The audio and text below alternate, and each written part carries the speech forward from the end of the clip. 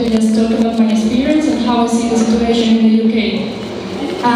In the UK, there are like a dozen of cities which are following the movement Real Democracy Now. In Brighton, we were a small movement, mainly formed by Spanish people, some East Europeans and few English.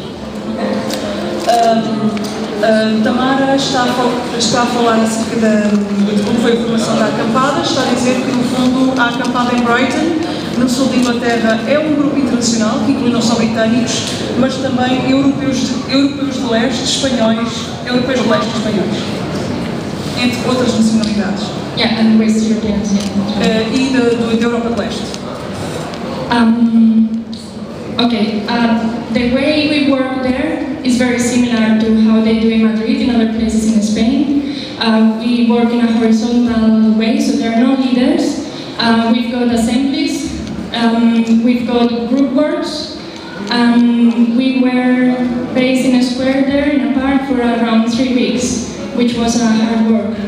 What we wanted to create in the camp was a free space for the citizens to meet your neighbors, to share opinions, to learn from each other, to listen, very important point, to propose alternatives, to find alternatives ways of doing things, creating things together.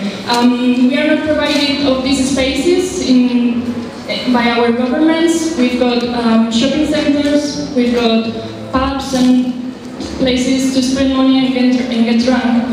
But so we have to create this space, this open space for everybody. And to start with, we needed to be seen in a public space. Okay. Our message was to say we don't live in a democracy. To vote every 4 years is not a democracy. So, and we agreed in several points, even if we didn't have a consensus with the whole movement or with other movements in the UK, but these points are that we want free and public education for all. We want transparency in terms of politics and economy. We want to be able to influence in decision taking, and we want to reform the electoral system, and we want the ones who created this financial crisis to pay for it. At the moment, well, as you can understand, the situation in the UK is different for many reasons, but also the weather is against us. So even if now is summer, it's been difficult to bring people there because it's been raining and cold many times, so we have to find other spaces. We've been offered a meeting room in a youth center for free for a month.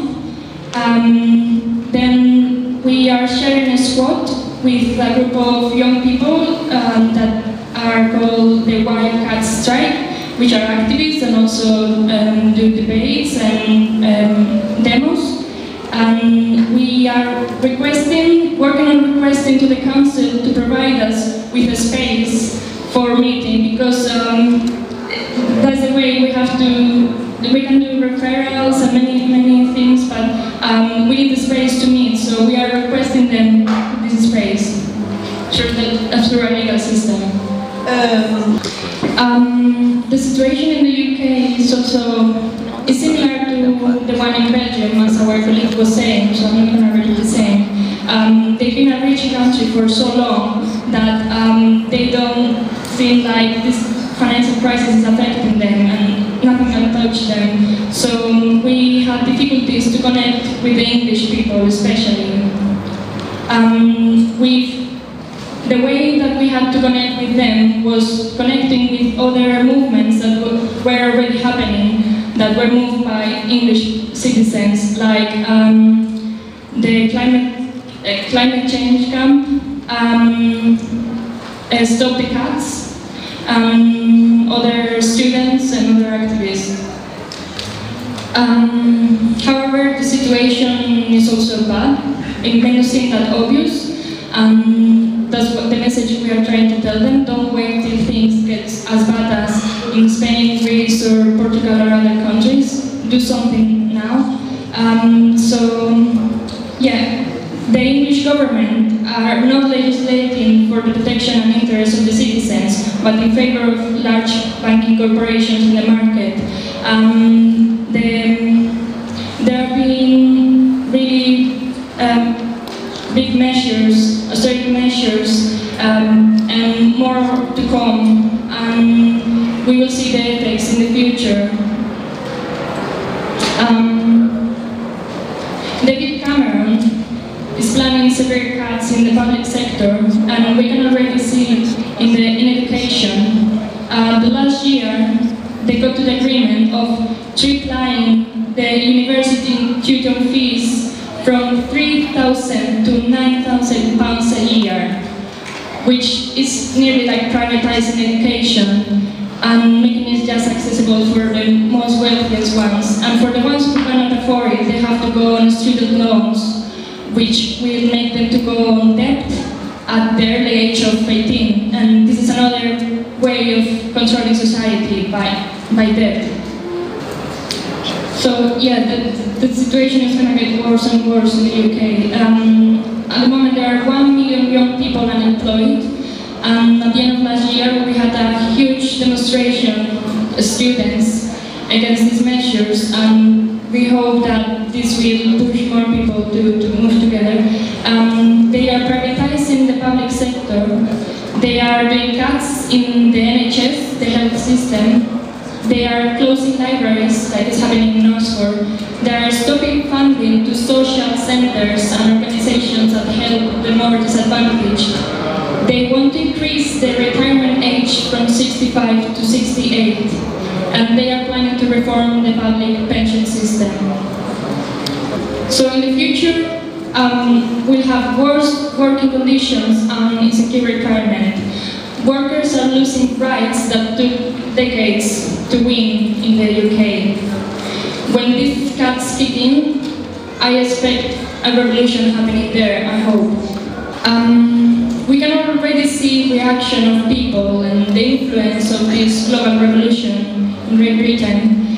3,000 people went to the streets the last weekend protesting against the cuts. 2,000 police are planning to demonstrate in London against the cuts as well.